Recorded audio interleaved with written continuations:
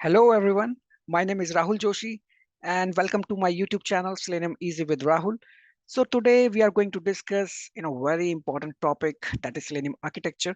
So most of the interviewers actually generally ask this question, like what is Selenium and about the Selenium architecture, like how actually Selenium works.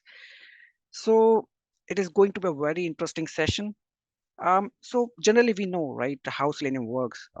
Generally we just think like with the help of Selenium, whenever we trigger any script, it automatically launches the browser. It performs some operations, whether it is click operation, whether it is opening the browser or opening the drop down and closing the browser. Um, but internally, how it works, like whenever we are passing the commands, how actually Selenium internally works, that we need to discuss about. So the main intention of this session is to discuss about the Selenium architecture on high level details. Okay, so the my aim actually is that whatever we are discussing today, that you will be able to memorize everything and nothing goes over your head, right? So let's start the session. I hope you will like the session. Okay. So Selenium architecture comprises of four basic components. First is the Selenium client library. So as we know that Selenium supports multiple programming languages, that is Java, C Sharp, Python, and so on. So corresponding to the languages, Selenium offers multiple client libraries. Like for example, if I talk about Java, so we have Java client library. Similarly for Python, we have Python client library, and so on. So the main benefit of Selenium client library, the very first reason or the very first purpose is to develop the code. Secondly, this client library actually converts our code to that of the JSON file, right? So moving to the next part, that is the JSON Wire Protocol. So the main purpose of JSON file or the JSON protocol actually is to communicate between the Selenium client library or the Selenium code with that of the browser. So basically, JSON is used in the web services in REST. Also, Selenium uses the JSON to communicate between the client libraries and the browser drivers. Okay, so that is the main point. Next, actually, we can move to the browser drivers, which is again very crucial one. So, if I talk about the browser driver, then it acts as a bridge between the Selenium libraries and the browsers. And the main purpose of the browser drivers is that they help us to run the Selenium commands on the browsers. And also we know that each browser has a separate browser executables. Like for example, for the Chrome browser, we have Chrome driver executable. Similarly, for the Firefox, we have the Gecko driver executable and so on. Lastly, we have the browsers, right? As we know that Selenium supports a large range of browsers, that is Chrome, Edge, Firefox, and so on. Let me summarize everything for you. So let us suppose that we just developed our automation scripts in the Java language. So the very first point, that is the Selenium client library, help us to create the automation scripts in the Java language. That is the first point. Secondly, after triggering our script, the code gets converted to the JSON file format. Okay.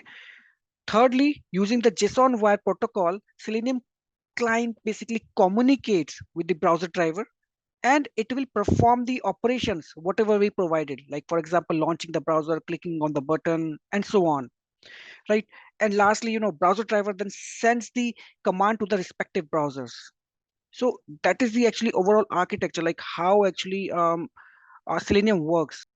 So if I talk about the official website to download the Selenium client library as well as the Selenium browser driver executable, so you can navigate to selenium.dev website and you just need to click on the downloads link.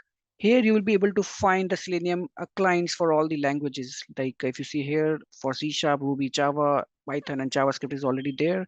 Similarly, if you want to download the browser executable, then here there's a section from where you can download the browser executable as well. So for example, I need to download the browser executable for Edge browser. Then what you need to do, you just need to click on the documentation link. Here you will be able to find all the versions that are available for the Edge browsers. So you need to download it as per the need or as per the operating system that you are working upon.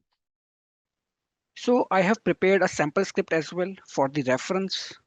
Although we didn't discuss about the IntelliJ at all, like how we are going to set up IntelliJ or how we set up the Java, but maybe in the later sessions, maybe after 3 or 4 sessions, we will discuss about it as well. So assuming like or as an example, actually, I just want to showcase. This is a sample script that we have created. And that firstly, I'm able to write the script just because I have already imported the Java client library that is resides within the pom.xml file. So if you see over here, this is the Java client library, Selenium Java, which is having the version of 4.11. If I talk about the browser executable, so I have added the Chrome driver executable here in my project. Okay, so what I'm doing is like, I'm just triggering my script in the Chrome browser. I'm launching the Facebook application in the Chrome browser. So let me trigger my script. Um, so yeah. So I'm able to write the script in Java language just because I already had imported the Java client library, right? And if you have noticed that the Chrome browser launched up and it automatically, navigate to the facebook.com, and lastly, it will close the browser. Yep. So now we know like the process, like how the Selenium actually works. Uh, you know, so what happened actually? I'm again, repeating. That is, when I just click on the run button, what happened is like, my code actually gets converted um, to the JSON format, right? That JSON format interacts with the Chrome driver.exe file. That is my browser executable file. It in turns, that browser executable in turn actually, send the request back to the browser, and whatever the command that I gave, it automatically, execute or trigger in the browser, right? So, so that is it actually from the Selenium architecture point of view. I hope you like the session. Just like the session. And if you have any queries, just post the same in my Facebook page, that is Selenium Easy with Rahul, or you can also comment here in the YouTube channel. So I will meet you in the next session. Thank you so much.